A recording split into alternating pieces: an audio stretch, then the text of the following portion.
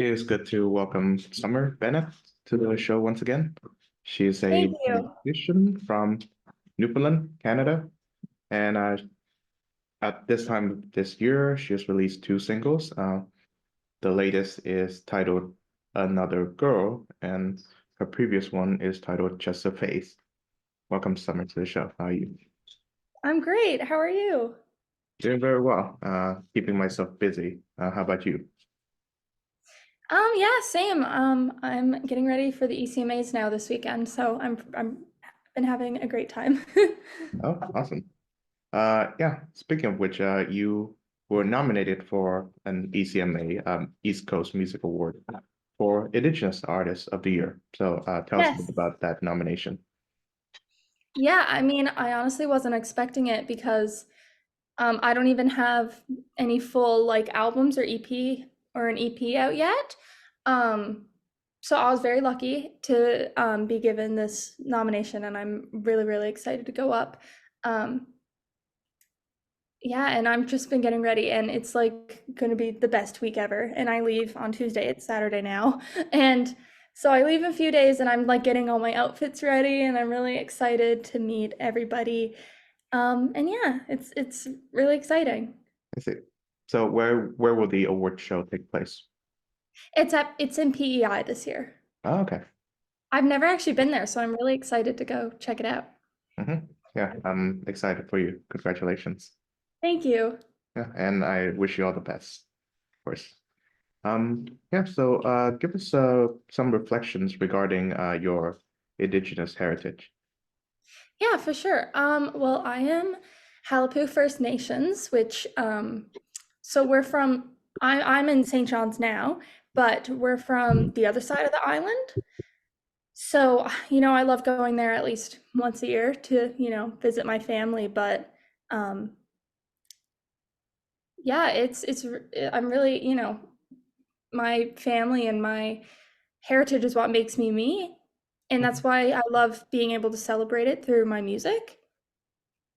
So Wonderful. I'm very lucky to even be nominated for something like this and for people to be recognized for my family and I guess my ancestors. It's really cool and yeah. Mhm. So, to what extent do you still keep in connection with, the cultural heritage of your indigeneity? Yeah, I keep close connection with like everybody who is Halapu. I love always supporting the small businesses that we have. There's a lot on the website that they have, and I've bought many earrings and you know clothes that people make. I also love going out to Stephenville, which is on the other side of the island. I always go at least once a year, so that's why I just love to keep in contact with other people like that. So yeah. Wonderful. Yeah. Tell me about how you celebrate your Easter. Um, I never had a super busy Easter. I find Easter I always have much more of a break because my Christmases, um, like my school Christmas breaks are not much of a break Mhm. because I have to go right in later. And also it's more busy for musicians because there's so many more Christmas shows. And so I always take my Easter break reading and, Oh yeah, writing a lot. So I see. So, tell me about what you're reading slash writing. oh, I'm always reading. I am reading a book all the time. I've always got a book on me, but um I like to read everything. And I'm always writing, whether that be any kind of poetry stories or obviously majority of it is my own music. Mhm. But yeah, I'm always writing and reading and creating stories of any kind. Mhm. Yeah, like you, I always carry a book around with me. I think several really. I just like to read. Yeah. Yeah. So, any recent titles that I may know about? What did I just I'm in between books now. I'm actually bringing The Last Applicant by Rebecca Hanover to PEI with me Mhm. because she's one of my favorite authors, and I'm excited for that. What did I just finish reading? I'm blanking for some reason. But yeah, that's what I'm taking with me there. For some reason, I'm blanking. I've read like 100 books. I don't know why but yeah, that's Yeah, yeah, that can happen. Yeah, oftentimes yeah. people I'm do. like, it's like when someone asks you what your favorite movie is, and you're just like blank. Yes, of course. Yeah. Yeah, I get that too. I read a lot of books and sometimes they just blend together, I suppose. Oh, I just finished reading Lord of the Flies. Oh, really? Yeah, yeah. That's a gruesome novel, if there's ever Oh, been one. my cat says hi. Sorry. Hello. But yeah, it is, yeah. Okay. Well, yeah, so how's school going for you? Um, it always gets super busy at the end of the year, Oh yeah. but it's nice. It's starting to get sunny, and I feel like I'm more like I do more work when it's sunny out, so it's not Mhm. that bad. Oh yeah. I think like you, I feel a lot more like myself when it's sunny out. Mhm. I Same. just don't like gloomy weather or rainy weather. Yeah, same. I'm the same way. Mhm. Yeah, you've mentioned even though you haven't had any like compilation of tracks coming out yet, and I'm sure I'll be excited if you do have one. You've had 5 singles at least on Spotify so far, and as of this recording, you're only 16, so that's a remarkable achievement. So, to what do you think you owe this great body of work to? Yeah, I mean, I'm just more excited. I'm really excited to be putting out an EP this summer, Hmm. which is really, really exciting. Two out of the five songs will be on there, but not Hmm. the first three. But yeah, I mean, even saying I have five out is really, really cool. Um, I finally have the whole, when you go to Spotify and there's like your top five, now it's all filled. So I was excited for that day to come. But yeah, I have a lot more coming out soon. Okay, wonderful. I'm excited to hear it. Do you have a working title for the EP yet? I have one in place. I do have one, but it is not announced yet, and it's not like 100% in place. So, but I can't say it. But it's a really cool album title, and I think people will love it. That's all I can hint at. Okay. Yeah, I'm sure I'm going to like it too. Yeah, let's dive into your new single, titled Another Girl. So, tell me about some of the things that inspired you to write and compose that piece. Yeah, it's like the one song I have out that isn't like so sad and depressing. It's more of a feel good song. Um, I usually don't do that, which is really, really nice to do something different.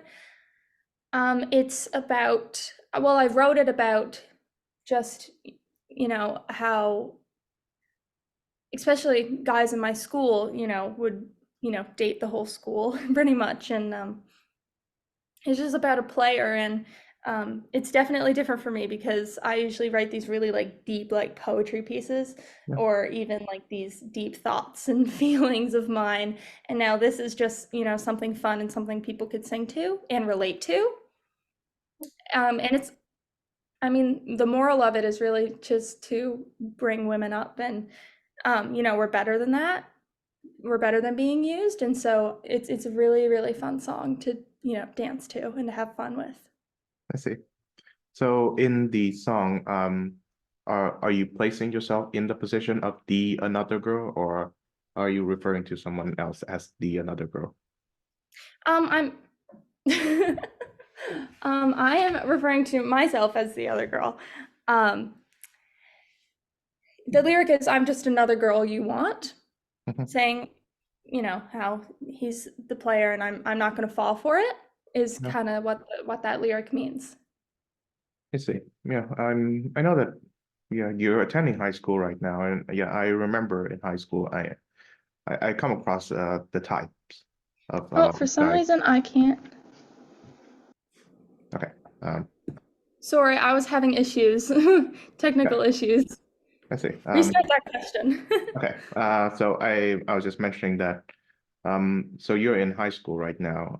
When I Yes. was in high school, I come across the types of guys who are like that too. They, their main concern is to date as many girls at school as possible, and yeah, they do come across as well, vain and shallow to a point. Hmm. I mean, some of them would make it to university too, and for a variety of reasons, girls are attracted to that kind of personality traits. And I wonder if, from your point of view, what makes them, initially attractive? Um, I don't know. That's a great question. It's making me think, but I think honestly it's confidence that those kind of guys have in themselves. Mhm. And, it comes across as not vain, but confidence. Um, yeah, that's a really cool question. I like that. Mhm. But yeah, I Um, don't, I don't know. I mean, that's what I would say. I see. Okay. So the previous single, the other one that you released this year, is titled "Just a Phase," and I think it is one of the more upbeat songs that I've heard from you so far. So, Mhm. tell me about that song also. Yeah, I mean, that one a lot of people think is about one thing, but it's actually not about that. I also love writing things that could be about multiple things. I personally wrote that song about the toxicity and almost evilness of the internet and how it has made our, what's the word for it? Like, it made us move on quickly. You know how, like, you're on TikTok and you don't have the patience and capacity to watch long videos anymore. I kind of not only related that to relationships, but it talks a lot about celebrity culture Mhm. and for fans, especially girls my age, being obsessed with celebrities to the point where it's creepy. And I wrote that song putting myself in the spot as one of those girls, knowing it's creepy, and that's what makes it so terrifying. And that's what that song's about. And I made it in an upbeat dance way because um, hiding the fact that it's scary that we're being obsessed with these people online. And, that's the whole irony of the song. And I also love that people think or take it as, just having a crush or something, because that's totally another way you could see the song. Um, yeah, I guess it could be about multiple things. I see. Yeah. I know that the phrase "just a phase," kind of refers to people who are undergoing, questioning their sexualities or whatever. People who think themselves as either gay or bisexual and such, and other people just telling them that it's something that you'll get over. But of course, once I heard the song, it's not something that you refer to. Um, but yeah, I do know that oftentimes younger girls are more impacted by the toxicity on the internet than say older older girls or just younger guys of their own age. I don't know, we just find a way to get out of it. So yeah, tell me from your point of view, what is it, how is it that girls of your age are much more impacted by the internet than say guys of your own age or older? Yeah, maybe it's just, from that's also a great question that I don't know how to answer, but um I think that's a very thinking question. I would have to think on that. But yeah, I'm not really sure why. It just, happens to be that way, whether that's stereotypically, like, if I don't know if that's just a stereotype, but I find, you know, it is usually girls, and I don't know why that is. And that would be something to think about. I mean, I've thought about it before. I just don't know the answer really. I see. Yeah, and I also know that, girls are more likely to engage in cyberbullying and being cyberbullied. Mhm. Um, I've been, bullied before, but it happens more in a, physical setting. And I wonder, why has the internet become a platform for this kind of, abuse? Yeah, um, yeah, I do agree with that. I find that especially on like there is more girls on Snapchat and Instagram, I find, who are a little bit more brutal that way. I don't know what the reason for that would be, but it's definitely a good observation. Um, yeah, I'm not sure. Mhm. Yeah, and you raised the point about celebrity culture and how Mm. people, more girls and boys, I suppose, are tend to get obsessed with that.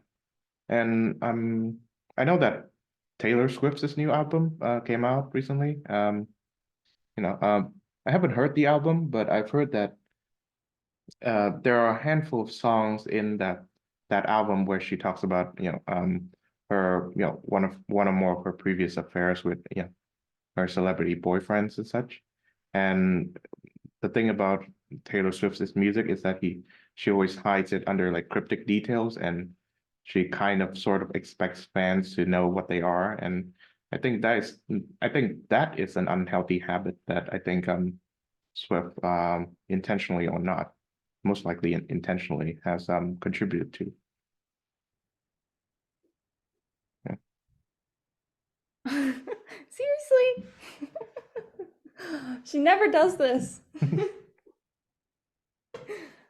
But yeah, I don't listen to Taylor Swift enough to really know that she does that. I mean, I have a lot of friends who are Swifties, but Mhm. I don't know. I don't really listen to her. I think she has some good stuff, but I don't listen to her enough to know all of her, details in her songs and stuff, but Oh, yeah. Uh, I think I may have mentioned this to you in our previous chat, but Taylor Swift was really popular when I was in high school, which must have been like what 10 years ago at this point. Um, she has a few hits. I think Blank Space was her famous song. That's a song with this lyric that sounds like lonely Starbucks lovers. And Mhm, yeah. yeah, the actual word for it is again, I'm blanking on it. Something like yeah, no, I couldn't remember it. But yeah, that was the song that was played over and over on, TV and the radio, and also by other, classmates whenever I'm in class. And I think that was when I sort of tune out. So I sort of tune out to the last what 10 or so years of Taylor Swift's music. So Mhm. it I don't dislike her.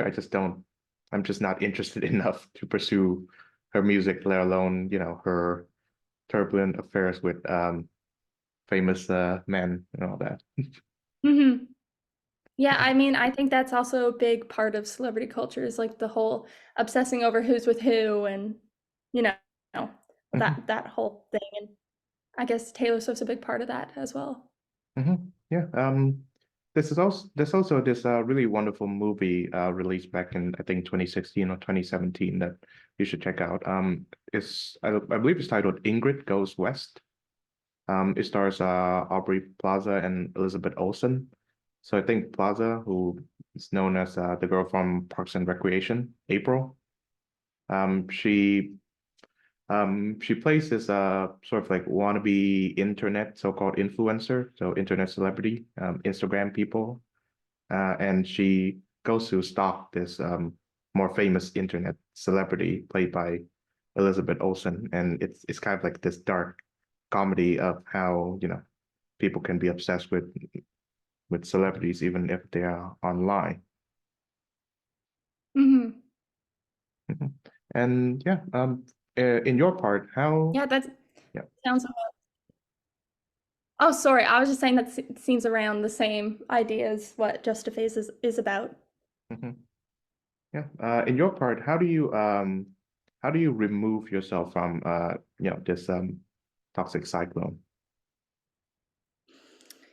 Um, I mean, I don't say I necessarily remove myself. I mean, you should see my wall. It's like it's just this like all, Billie Eilish and all my favorite shows and movies and um I mean, I wrote it because it happens to me too. Like I become really obsessed with not necessarily like celebrities, but like characters too, Hmm. but like just in general, like obsessing over anything on the internet. And I'm definitely guilty of that. And that's kind of why I wrote it as well. I'm obviously not super creepy, like whatever perspective I wrote it about in the actual song, but I have some insight on it, and that's why I kind of wrote it because I've gone through that.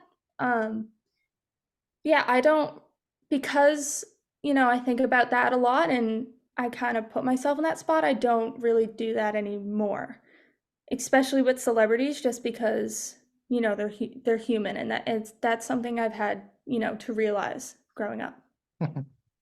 Yeah.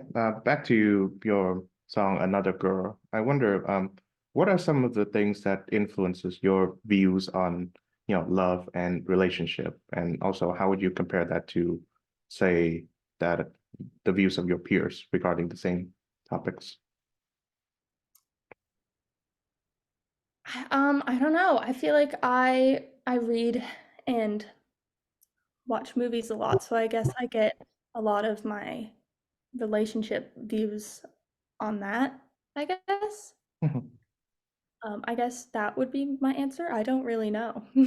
I'm also, only in high school, so I guess I'm also just learning a bunch of that stuff. And I guess writing music kind of helps because there's a lot of love songs out there and songs about that kind of stuff. And it's something I've been writing about for a while. So Oh yeah. there's that. Mhm. Yes, I remember again when I was in high school as well. I don't remember being too lucky with love and relationship and romance and all that stuff. I mean, even today, I'm not that lucky either. But I remember hearing about the latest romantic comedy and hearing about like how people describe it. Sometimes even watching them myself. I find that that is not the version of love that I expect myself to, be a part of. I always thought that they paint a too rose-colored or rose-tinted Mhm. version of it. Um, but it sort of changed when I watch the movie Annie Hall by Woody Allen, and that is just a wonderful picture, released in 1977. And I I I see in the Allen character he directed, wrote, as well as played the main character in the movie. The same kind of worries that I have. He gets like really disillusioned by this idealistic version of love because he thinks that he'll be they all end in unhappiness and I suppose bitterness. But then he met a girl, so Annie Hall, the main character played by Diane Keaton, titular character, and suddenly he finds himself happy. And the funny thing is, he doesn't know what to do with it, and that is something that I I identified a lot. What if you actually find what you're looking for, despite your best efforts not to? Yeah, for sure. Mhm. I've Um, never seen that, but it seems great. yeah, you really should. It's just a brilliantly written romantic comedy, if yeah, it can be classified as such. So I should like to send some regards from your friends and peers at the Newfoundland music scene. The first is the band Amity. You know, they said hi. I believe their first concert is to open for you. So at a very young age, you are responsible for launching new careers now. So congratulations. Yeah, they're coming out with a new single soon, which I'm excited about. I think Oh they yeah. announced it today. Oh So yeah. shout out to them. Yeah. Yeah. I do look forward to that single, and I told them that I've invited them to this show too. So do keep a lookout for that. Yeah. The second is also one of my previous guests on this show, Addison Brooklyn. She works at Music NL and also a fantastic musician in her own right. She said hi also. Nice. I say hi back. Yeah. So so to what extent have friendships come easier for you in the Newfoundland music circle compared to say school? Yeah, I find it much easier. I just feel like there's so much more in common because I feel like people at my school don't really understand what it is that I'm doing and don't get it, or maybe don't even almost believe in me or don't think it's serious enough. While the people I meet at, Music and L and the people I'm going to meet at ECMAs, I'm sure, like, we're all on the same boat. We all understand and we all have something in common, and that's the love for music.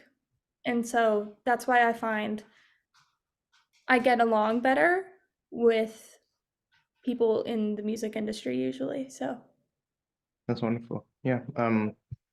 Even to this day, I still find myself difficult to connect with people who are of the same school as me, and I think mhm. people of the same age as me. It seems to me that age is not the factor that guarantees commonality or even amicability. Is interests and of course values and sentimentalities. And Yeah. for that, I've been fortunate enough to have done this podcast for a long time, and I've made friends with people who are like really far from where I live currently. And yeah, I find that they share my interests. They share my values and sentimentalities. I'm very proud to call you one of them. So Yeah, for sure. I mean, I totally agree with you on that. yeah. Tell me about do you find it more fun to write songs from your own perspective or the perspective of another person? I love that question.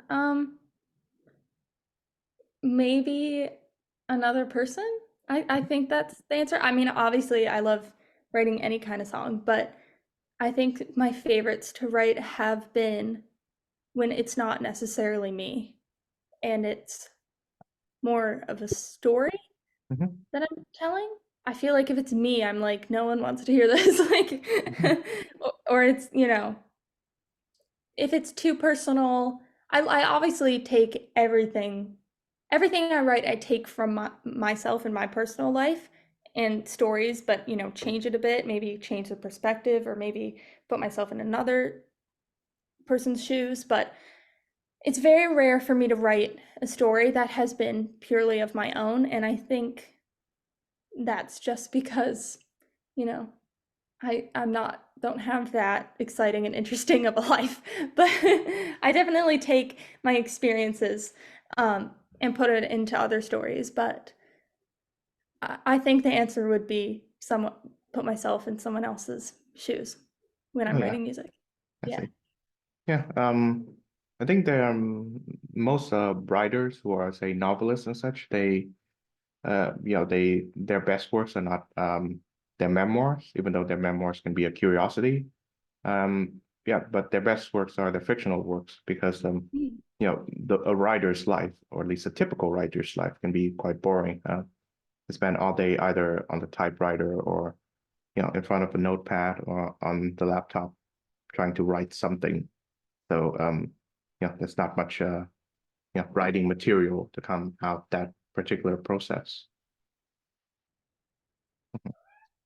So I'd like to end with this. So what kind of stories would you like to tell in your songs? Um, I mean, one of my favorite things to do is kind of get out of my comfort zone and step out of the box a little bit because, there's a lot of songs about breakups and love. And obviously, I love writing those because they're so fun. But I love to kind of either make a twist on it or make it completely different. Pop music is not just a box where it has to be one thing. I feel like pop music, although it could still be dancey and fun, it could still be like legit. Like it could be a real nice piece of poetry, a piece of artwork. Just because it's pop doesn't make it mediocre. And yeah, that would be, yeah. I would say that. Well, Summer, thank you very much for joining the show once again. Thank you.